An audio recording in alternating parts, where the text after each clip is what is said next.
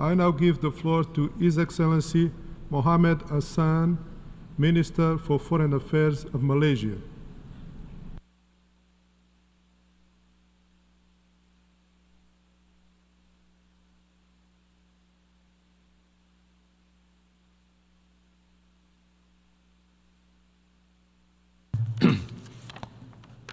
Bismillahirrahmanirrahim.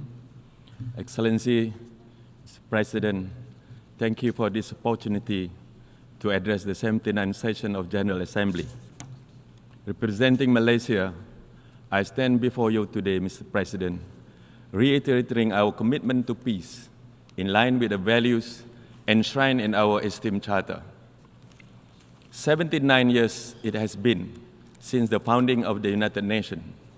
From the dust, the Second World War, we emerged, many of us as new nation states, with a shared goal to build a safer world. Yet, for many of us, it is not a safer world than it was 79 years ago. For many, it has only become a deadlier world.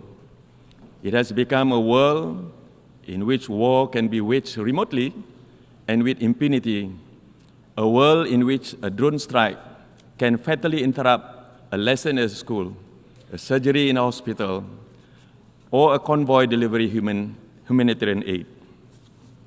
We have lost, Mr. President, we have lost again these practices, yet our call for peace are repeatedly ignored and vetoed away.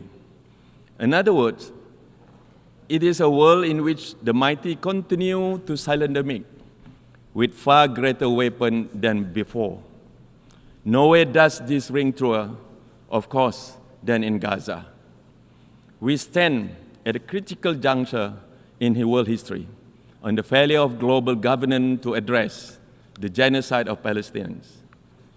And it has echoed across the world on the abysmal response by world leaders to end these horrendous crimes. Yet, there are also many of us who have pursued justice for the people of Gaza. For almost 1 year now, we have raised our voices in protest and sought to establish a ceasefire. Again and again, our voices have been shut down in the Security Council through the power of veto. It is clear the mechanisms of Security Council have been abused to enable mass atrocities. Our failure to establish a ceasefire is no longer justifiable. We have run out of excuses, Mr. President. It is time to address the problem. The veto should not be exercised at will. There must be an exception in cases of crimes against humanity and attacks of civilian infrastructure. We must commit ourselves towards reform United Nations. Justice begins with ending impunity and ensuring accountability.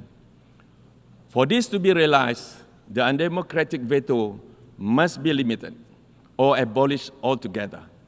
The humiliating paralysis of Security Council must be corrected through the empowerment of this General Assembly, where the voices of the majority prevail. Understand this, our willingness to reform is a matter of life and death of countless innocent people. There are children dying between missile strikes and between the words that we speak today. Mr. President, the theme of this General Assembly session is leaving no one behind. In the spirit of this effort, it fills us with hope to see the state of Palestine seated among us today. Malaysia lauds the 143 member states for their support in extending the UN's principle of equality among nations to the state of Palestine this year. And we strongly urge the remaining minority to join the majority. It is time to realize Palestine's right to statehood and full membership in this assembly. It is only through the elevation of dialogue and diplomacy that we can seek a long-lasting solution, not through collective punishment, not through man-made famine, and not through impunity and disregard for international law, Mr. President. Indeed, the elevation of dialogue and respect for international law have been compromised in this assembly for some time now. Israel has violated every international law there is, including the Genocide Convention, Geneva Convention, and human rights treaties. Just months ago, the world witnessed Israel's mockery and utter disrespect of the United Nations in this very hall with the insolent shredding of the United Nations Charter. Israel's actions with each passing day raise our doubt as to whether it actually believes in the UN system or values its membership in this organization. Its illegal occupation has entrenched a system of apartheid and discrimination against Palestinians. The Israeli regime has itself declared its intent to wipe out an entire population. This is, Mr. President, without question, a genocide. The United Nations must not remain idle. We must urgently utilize the existing processes founded by the General Assembly, along with mechanisms developed by Human Rights Council. Malaysia calls on the international community to reinstitute the United Nations Special Committee against Apartheid. Furthermore, Malaysia's demand that the Security Council invoke the powers under Chapter 7 of UN Charter and impose an immediate arms embargo against Israel. Therefore, Mr. President, our task is threefold. Number one, we must limit or abolish the veto. Number two, we must continue to empower the voices of the oppressed within this General Assembly. And thirdly, we must halt the flow of weapons to rogue states who have proven 100 times over their willingness to commit crimes against humanity. Although the powerful few may behave as though might is right, let there be no question that in the United Nations, the voice of majority will not go ignored. Indeed, we must empower smaller countries to meet the challenges of our time. The international landscape is in flux, Mr. President. Superpower rivalries, global economic uncertainties, climate change, unequal development, and the many misfortunes that come with it. Countries situated in Southeast Asia are no exempt from these worries. Yet, through the decades, we have not only endured, but overcome many of our shared hurdles together. We have achieved this together, the ASEAN way.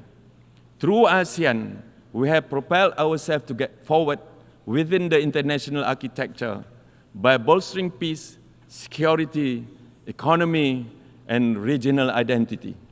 Yet, the years ahead will profoundly test us. ASEAN resilience, ASEAN shared norms and identity, and ASEAN processes and mechanisms. Malaysia stands ready to assume the chairmanship of ASEAN in 2025, and we are fully cognizant of reasserting ASEAN in the driver's seat of the Asia-Pacific region. Our chairmanship will focus on the region's drive for future readiness. We will emphasize reinforcement of global aspirations, inclusive and people-driven policies, and future-oriented mechanisms. We will aim to fortify ASEAN centrality amid the emergence of multilateral pacts affecting the region. This is a key step to prevent the region from becoming entrapped in unnecessary geopolitical rivalry or possible escalation. Mr. President, ASEAN centrality must also involve managing the most critical issues of the South China Sea. This body of water, rich in resources and carrying the vital shipping line, has become a flashpoint of rising geopolitical tensions. Escalation of rhetoric is a dangerous path to follow. We must not allow the situation to become dominated by growing distrust. This benefits no one. It only further undermines security and destabilizes global trade. We must collectively pursue a different vision of South China Sea, a future in which this region is a zone of peace, stability, and cooperation. We must adopt a collaborative approach embedded in diplomacy and dialogue. Thus, I call upon all countries to abide by the UNCLOS in the conduct of maritime governance. We must prioritize peaceful coexistence. This is also one of the many reasons the member states must continue to work together with regards to Myanmar. We will push for stronger humanitarian assistance and adherence to the ASEAN 5-point consensus to seek solutions. We will do it as one. The diversity of our region, far from being an obstacle, is symbolic of our power to build bridges. It goes without saying, Mr. President, that our stewardship of ASEAN will therefore emphasize continuous dialogue with our partners, as well as the adaptability needed to engage with different challenges and stakeholders. Malaysia will strive to realize our common desire and collective will to live in a region of lasting peace, security and stability, sustained economic growth, social progress, and ultimately shared prosperity. Yes, shared prosperity, Mr. President. This is the ghost of geopolitics, Mr. President, often spoken but never seen.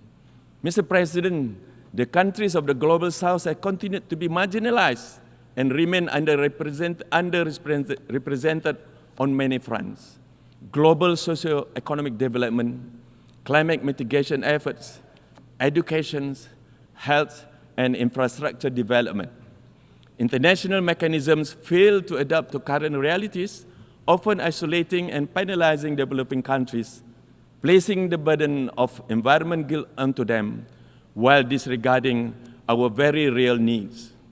The lack of infrastructure, technology, and resources has prevented developing countries from fully engaging in international systems and aspirations. One of the primary challenges, Mr. President, is equitable access to financing for development. Innovative and new models of financing for development that drive sustainability, conservation, climate action, and achievement of SDGs should be part of new multilateral solutions. The climate crisis may be the most pressing challenge of our time. It is no longer a distant threat. It has flooded our doorstep, Mr. President. It transcends borders by disrupting economies and displacing entire communities.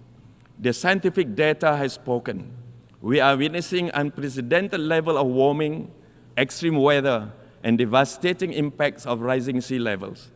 National efforts alone will not suffice. The climate crisis requires global solution in the form of climate financing, technology transfer, and capacity building. We must continue to push for a just and equitable approach, the meeting of the development needs of the Global South. At the same time, Malaysia advocates the importance of Global South unity. We have a broader vision of promoting peace, development, and stable multipolar order through the empowerment of the voices of the South. The countries of the Global South hold massive potential to further the pursuit of peace and justice around the world, through solidarity among developing nations and through mutual support and understanding. This is fundamental to ensure fair and equitable progress for all. The Global South demands your attention, Mr. Chairman. We must not leave anyone behind. Unfortunately, global trends are pointing at the opposite direction. Around the world, we are witnessing an upsurge in hate speech and violence toward minorities. The past few years have been shadowed by the rise of Islamophobia in particular. We are appalled by the alarming trend of hatred, intolerance, and acts of violence against Muslims. This cannot continue, Mr. President. In the era of globalization, there is room for everyone to coexist. And it is our job, under the banner of a united world, to ensure that peace will prevail. We must take action now. Malaysia urges for the prompt appointment of the UN Special Envoy to combat Islamophobia. We stand ready to support any efforts undertaken by the UN towards nurturing dialogue between communities that will promote worldwide acceptance and understanding. While Islamophobia is a threat to Muslims, broader issues of hatred against the followers of any religion will undermine the universal values of justice and peace that we all vowed to protect. Mr. President, we stand on the eve of the 80 years of United Nations. We have achieved wonders together. Ours is a story of the modern successes of humankind. Together, we have delivered food to the starving. We have eradicated diseases. We took decisive actions against apartheid and in the 20th century, and we must do it again now. Let our commitment to justice never fail, no matter how formidable the task. Let there be no doubt the question of Gaza is a direct test of the capability of the United Nations. Let this 76-year-old issue not age into a century of our failure to uphold justice. We strongly call for an end to the occupation and for the Israel regime to comply with the decision of the International Court of Justice. Mr. President, let our dreams of free Palestinians live beyond today and beyond the words that we have said. Thank you very much, Mr. President. I thank the Minister of Foreign Affairs of Malaysia.